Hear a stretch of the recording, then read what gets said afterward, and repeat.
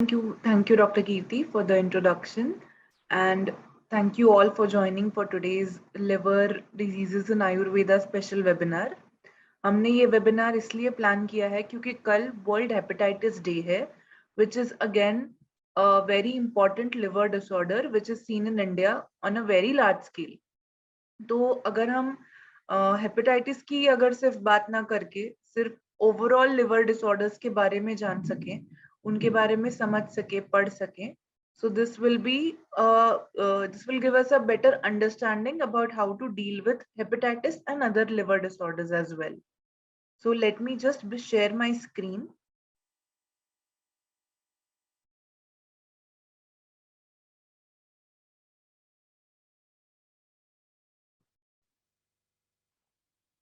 Is it visible now? No.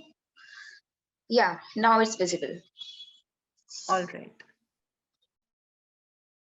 So we'll be talking about common liver diseases और overall liver के बारे में आयुर्वेद में क्या बताया गया है, ये हम आज के सेशन में थोड़ा सा डिस्कस करेंगे, स्टडी करेंगे. तो liver disorders in Ayurvedic perspective. So as you all know, this is a session for our exclusive Nirog Street partner doctors जो हमारे साथ पार्टनरशिप प्रोग्राम में जुड़े हुए हैं. ये उन डॉक्टर्स के लिए स्पेशल ट्रेनिंग है जो हमारे वीकली सेशंस होते हैं. So if you are not a part of this program, definitely join the partnership program. तो हम लिवर के बारे में अगर ओवरऑल देखेंगे, स्टडी करना चाहेंगे, तो लिवर क्या है, उसकी एनाटॉमी क्या है, उसके फंक्शंस क्या है, ये हम 12th स्टैंडर्ड में बायोलॉजी में तो डेफिनेटली हमने सीखा है. बट जैसे ही हम फर्स्ट ईयर का हमारा जो भी BMS में स्टार्ट होता है, जब हम एनाटॉमी सीखते हैं, तो वी गेट रियली कंफ्यूज्ड क्योंकि आयुर्वेद के हिसाब से और मॉडर्न मेडिसिन के हिसाब से एनाटॉमी थोड़ा सा समझना डिफिकल्ट हो जाता है. बट अगर हम कॉमन दोनों में कॉमन ढूंढेंगे कि क्या है, क्या टाइप में बताया गया है, आयुर्वेद ने क्या कहा है, मॉडर्न मेडिसिन ने क्या कहा है, इवेंचुअली लिवर का काम वही है. जस्ट हमारी अंडरस्टैंडिंग के हिसाब से हमें उसकी क्लैरिटी होनी चाहिए. So if we consider what exactly the liver is, तो लिवर हमारे एब्डोमेन के जो भी ऑर्गन्स हैं, जो भी हमारे जीआई सिस्टम में ऑर्गन्स है, उसमें से सबसे हेवीएस्ट ऑर्गन है. इसमें मॉडर्न मेडिसिन में कुछ अलग अलग आर्टिकल्स में मेंशन किया है कि लिवर का साइज एक छोटे फुटबॉल जैसा होता है, उतना साइज भी हो सकता है, उतना वेट हो सकता है. तो यस, लिवर हमारे बॉडी का सबसे हेवीएस्ट ऑर्गन है. आयुर्वेद के हिसाब से एक मातृज अवयव है. As per anatomy, it has 2 lobes, it has arteries and veins, जिससे ऑक्सीजनेटेड ब्लड और न्यूट्रिएंट रिच ब्लड, मतलब जो फिल्ट्रेशन के बाद ब्लड यूज होता है, वो हमारी बॉडी में लिवर वही काम करता है कि चय अपचय, मेटाबॉलिज्म, ये जो प्रक्रिया होती रहते हैं, ये जो बॉडीली फंक्शंस होते रहते हैं, through that liver helps to filter that blood and gives us the nutrients which our body needs to have a healthy lifestyle. तो ओवरऑल अगर हम यकृत को देखेंगे, तो यकृत क्या है? यकृत एक मातृज अवयव है. यकृत एक चय अपचय मेंटेन करने वाला वाइटल ऑर्गन है हमारी बॉडी के लिए. और यकृत की उत्पत्ति रक्त धातु, रक्त से होती है. रक्त का सारा फंक्शन, प्रोसेसिंग सब यकृत से होता है. हमारी इम्यूनिटी का सबसे इम्पोर्टेंट ऑर्गन यकृत है. तो यकृत का काम आयुर्वेद के हिसाब से है कि रक्त धातु को स्ट्रेंथन करना, फिल्टर करना, रक्त धातु का अच्छा पार्ट, मतलब जो सार भाग है, वो बॉडी के लिए यूज करना. और अगर हम मॉडर्न से उसको देखेंगे, तो मॉडर्न में भी यही कहा गया है कि यकृत आयन को स्टोर करता है, हीमोग्लोबिन को प्रोसेस करता है. So there we can understand कि व्हाई यकृत is that important for our body, right. Apart from that, what यकृत डज, अदर फंक्शंस ऑफ यकृत, कि बाइल बनाना, जो पित्त है, पित्ताशय है, gall bladder which is like right below the liver, जो लिवर का एक पार्ट ही कह सकते हैं हम.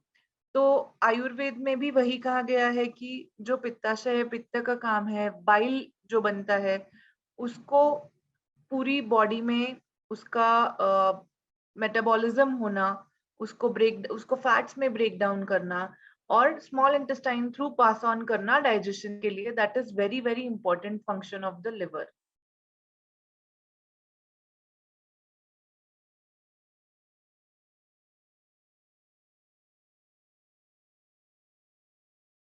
करता है, जो भी लिवर के रस सिक्रीट होते हैं, ये सारे बॉडी में इम्यूनिटी बढ़ाने के काम करते हैं। This is actually, if you see it in modern medicine, then it says that liver is useful for immune factors in the body.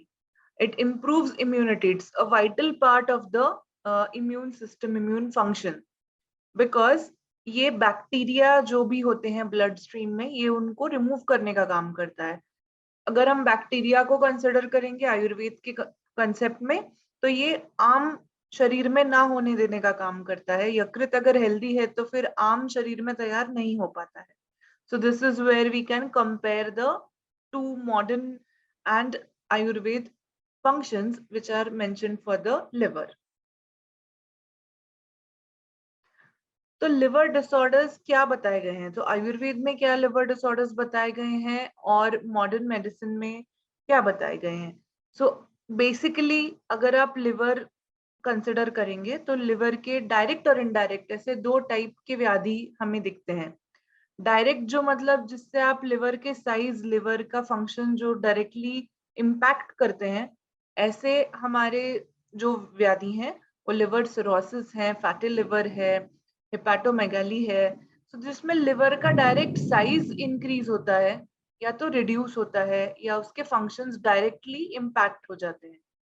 So this is where liver actually you can see and you can observe, ये direct impact है। Indirectly अगर हम देखें तो there are certain diseases such as jaundice, उसके बाद जिसको कामला कहा जाता है आयुर्वेद में, कामला का ही एक प्रकार है हलीमक, जो हम जैसे इसको हर एक चीज को हम ट्रांसलेट नहीं कर सकते हैं in modern medicine, but you can compare this कि जॉन्डिस के साथ जब फीवर दिखता है, जॉन्डिस के साथ जब डायरिया दिखता है, या तो असाइटिस उदर रोग और इडिमा या ऐसा दिखता है कि सूजन है, तो ये सारे कामला के प्रकार है। हलीमक, पानकी, कुंभ कामला ये बताए गए हैं हमारे ग्रंथों में, तो ये हमें अपने प्रैक्टिस में भी डेफिनेटली दिखाई देते हैं।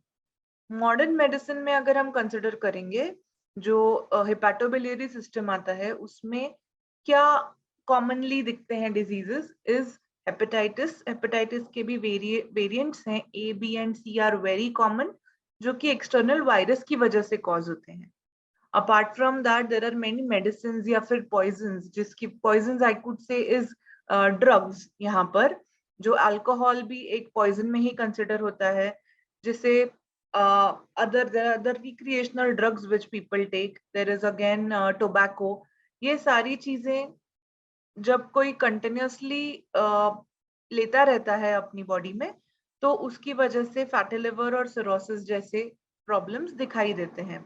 And it is not just about these drugs, मतलब ड्रग्स को अगर आप सिर्फ कंसिडर करेंगे तो ये सिर्फ मेडिसिन नहीं है।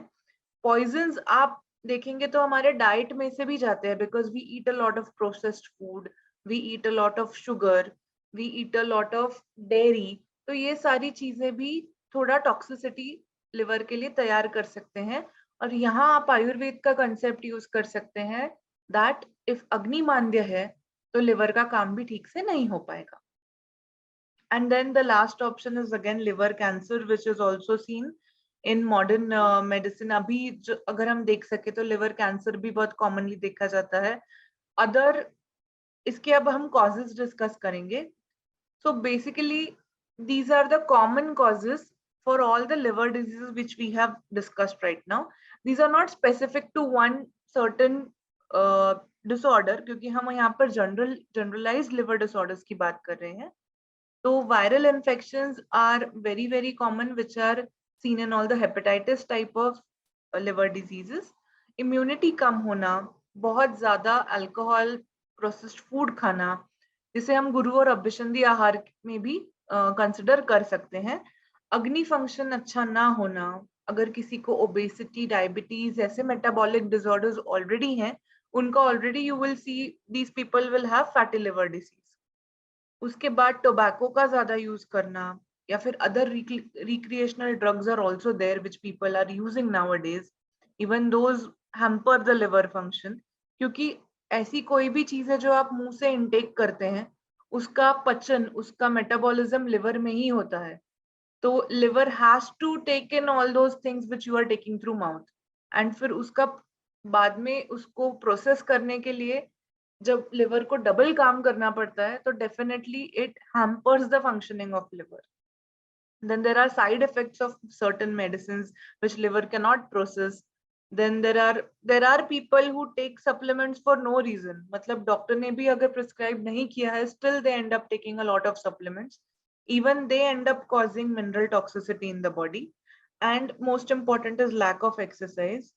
That is also related to a poor functioning of liver, a poor functioning of Agni, and two causes which I have not mentioned here, which are again seen in hepatitis mostly, कि अगर ठीक से अगर blood donation के time पे safety ना हो, तो there are also chances of infections there, blood transfusion के time. Even that is a very, very important cause. And if someone already has hepatitis and has unprotected sexual intercourse with someone, there is a chance to pass on that infection that way. Then any fluids of a affected person with hepatitis, if exchanged for a normal person, they are also on the receiving end of hepatitis. So this is very common causes of liver diseases. तो mostly हमारे पास कोई patient आता है, अगर liver disease diagnose नहीं है, तो आपको क्या साइंस एंड सिम्टम्स दिखेंगे जिससे आप अबनॉर्मल लिवर फंक्शन डायग्नोज कर सकते हैं. तो अगर आप उदर परीक्षण करेंगे, तो आपको लिवर की जो साइट है, राइट साइड अपर क्वाड्रेंट में आप देखेंगे, तो वहां पर आपको टाइटनेस या फिर टेंडरनेस ऑन टच लगेगा. मतलब आप जैसे हाथ लगाते हैं, just even to palpate the patient has a lot of pain, or you might see the abdomen is really tight. तो ये आप उदर परीक्षण करके चेक कर सकते हैं. उसके बाद अगर आपको कामला के लक्षण लग रहे हैं, तो signs are that the skin and the eyes that might become yellowish. Skin looks little bit yellowish. Very easily you can identify jaundice here. Abdominal pain और swelling, ये भी आपको बहुत कॉमन दिखेंगे. ये आप इसमें आप थोड़ा कंफ्यूज भी हो सकते हैं, शोथ के भी यही सिम्टम्स दिखते हैं, but then this is very common. You can understand that the liver function is not right. Then there is itchy skin, dark urine color. ये सारे आपको हेपेटाइटिस, जॉन्डिस, इसमें आपको ये सारे सिम्टम्स डेफिनेटली दिखेंगे. स्टूल का कलर भी पेल होना, dark stool is also commonly seen, both you can see here. Fatigue रहता है, बहुत थकावट रहती है, कंटिन्यूसली ज्वर रहता है. मतलब you will not be able to see this ज्वर on your thermometer as well, but then ज्वर के जो भी लक्षण ग्रंथोक्त बताए गए हैं, वो आपको पेशेंट में डेफिनेटली दिखते हैं. देन अंगमर्द, अंगसात तो डेफिनेटली आपको इसमें दिखाई देता है. एपेटाइट फ्लक्चुएट होना, मोस्टली ऐसा रहता है कि पेशेंट कंप्लेन करता है कि उनको भूख नहीं लगती है या फिर उनको कुछ टेस्ट नहीं लगता है. This is also commonly seen in an abnormal liver. But apart from that, I have purposely mentioned what are the signs of a healthy liver function. अगर हम healthy liver function का consider करेंगे, अगर आपको लग रहा है कि किसी person में, किसी patient में ये सारी चीजें observe हैं, तो they are having a good lifestyle, they are having a healthy lifestyle. तो बिना किसी laxative को लेके भी patient का सुबह उठते ही पेट साफ अपने आप होता है. If they have to drink a glass of water, that is fine. But बिना किसी laxative के अगर bowel movement clean है, then that is good. जब एक मील पचने के बाद नेक्स्ट मील पे अपने आप भूख लगती है, that is also a sign of normal hunger. अग्नि अच्छा होने का ये बहुत अच्छा साइन है, आप ऑब्जर्व कर सकते हैं. अग्नि फंक्शन को आप यहाँ से असेसमेंट आप कर सकते हैं. नॉर्मल अपान वायु फंक्शन इज टू अंडरस्टैंड कि बहुत ज्यादा ब्लोटिंग बॉडी नहीं है, पेट बहुत फूल नहीं रहा है, there are not excessive gases, no distended abdomen. So ये अपान वायु का नॉर्मल फंक्शन इंडिकेट करता है. क्लियर बर्ब्स आफ्टर मील्स, मतलब शुद्ध उद्गार जो है खाना खाने के बाद आने चाहिए, which is a good sign of a healthy liver. Feeling of lightness in the body, जो उत्साह हम कहते हैं, वो होना चाहिए. लाघवता बॉडी में होनी चाहिए. इम्यूनिटी और अग्नि ये नॉर्मल होना चाहिए. अगर पेशेंट कॉन्स्टेंटली कंप्लेन करता है कि सीजन चेंज होने के बाद I am not feeling well, I always fall sick when the season changes, मुझे इन कुछ चीजों की एलर्जी है, it clearly indicates that the immunity is not good or the agni is not working very well. So these are the signs of a healthy liver function, healthy person, and these are the signs of an abnormal liver function. So what can be the investigations? मतलब हम कुछ tests क्या बता सकते हैं patient के लिए? आपको लग रहा है कि अगर इस पेशेंट को आपको लिवर फंक्शन के टेस्ट कराने चाहिए, along with CBC, along with other different tests which you can do. Main thing to understand the liver function is LFT. LFT में आपको SGOT, SGPT, bilirubin जो बाइल है उसका अंदाजा आ सकता है. Then if these functions, if all these values come very high, then it really indicates कि liver function is not doing well. ये सारे enzymes जब high आते हैं, it means liver is working twice as hard. Double काम कर रहा है liver to maintain normal body function. That is why the enzymes have come so high. इसीलिए नॉर्मल एंजाइम्स को, नॉर्मल लिवर फंक्शन को मेंटेन करना बहुत इंपॉर्टेंट है. अपार्ट फ्रॉम दैट आपको फिजिकली, जैसे हेपेटोमेगाली मैंने अभी डिस्कस किया, या कोई और फैटी लिवर अगर आपको देखना है, तो उसके लिए आप डायरेक्टली अल्ट्रासाउंड में you can observe that. Ultrasound is very common, it's a painless procedure. सिर्फ आपको पेशेंट को USG एब्डोमेन पेल्विस बताना है, and once you get that you can understand that size, you can understand the with that you can also see. Ultrasound के साथ साथ आपको उदर परीक्षण भी करके देखना चाहिए कि आपको अगर लग रहा है कि हेपेटोमेगाली है या फैटी लिवर है, अगर पेशेंट को पेन हो रहा है तो USG में भी वो वही दिख रहा है या नहीं, so that you can correlate your diagnosis and you can get an accurate diagnosis. Apart from that CT MRI अगर आप करते हैं तो आपको science of damage, scarring, liver पे स्कार्स रहते हैं, अगर कोई ट्यूमर लग रहा है तो वो उसमें आपको समझ आ जाता है. FibroScan is a very very special ultrasound जो आपको fatty liver, specially alcoholic fatty liver में भी इम्पॉर्टेंट है. बायोप्सी अगर आपको through these test if you see that there is a tumor, you can always recommend the patient to undergo biopsy. तो what can be the treatment? So अगर हम liver disorders की specific बात करें तो किसी भी व्याधि में हम लिवर के लिए एक मेडिसिन डेफिनेटली देते हैं. आप किसी भी अलग अलग व्याधियों की चिकित्सा करते हैं तो भी हम लिवर को कभी भूलते नहीं हैं. लिवर के लिए हम हमेशा कुछ ना कुछ medicine side by side prescribe करते ही हैं, because the only reason is that हम कुछ भी मेडिसिन या कुछ भी आहार इनटेक करते हैं उसका पचन लिवर से ही होता है. सो अगर लिवर अच्छे से काम नहीं कर रहा है तो बाकी की कोई भी आपके मेडिसिन अच्छे से काम नहीं कर पाएंगे. So that is why we recommend all these medicines. These are very commonly used medicines which all the practitioners usually use. The best line of treatment for liver disorders कि पित्त का रेचन हमें करना चाहिए. जो एक्सेसिव पित्त है, एक्सेसिव बाइल है, वो हमें कम करना चाहिए. तो वो अनुलोमन और रेचन, ये हमारे ट्रीटमेंट प्रिंसिपल्स इस चीज के लिए होने चाहिए. So the best medicine or the most favorite medicine for all the Ayurvedic practitioners is Arogyavardhini, and for me it's always Phalatrika Divugul. तो ये medicines liver को basic रेचन भी करती है. जैसे आरोग्यवर्धिनी में कुटकी है, ताम्रभस्म है, तो उसकी वजह से रेचन का काम अच्छा होता है, सो एक्सेसिव पित्त कम हो जाता है. तो हमें यही देखना है कि लिवर को हम जैसे लिवर का शोधन भी करें, लिवर का शोधन मतलब थ्रू रेचन ऑफ कोर्स, और लिवर को हम स्ट्रेंथन भी करें, उसका फंक्शनिंग बढ़ाने का काम भी करें. तो ये common medicine you can see that these are used. And apart from that, apart from the medicine, हम पंचकर्म पे भी फोकस करते हैं. अगर हमें पित्त, एक्सेसिव पित्त कम करना है तो almost in this Sharad Ritu we all should go for विरेचन. we all should recommend our patients also to go for विरेचन. विरेचन आप लघु विरेचन भी दे सकते हैं, सद्य विरेचन भी दे सकते हैं, नित्य विरेचन भी दे सकते हैं. It all depends on your patient and it all depends on the condition of your patient.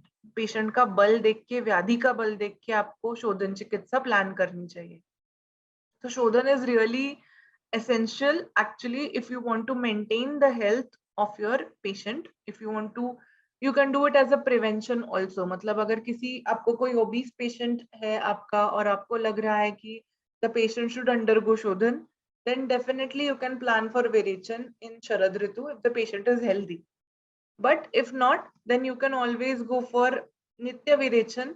You can use Abhipattikar for that, जो आप उनको almost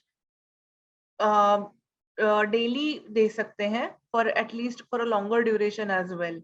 So जिससे patient का अनुलोमन होके patient का overall अग्नि improve होता है, उसमें से उनका आम दोष कम हो जाता है.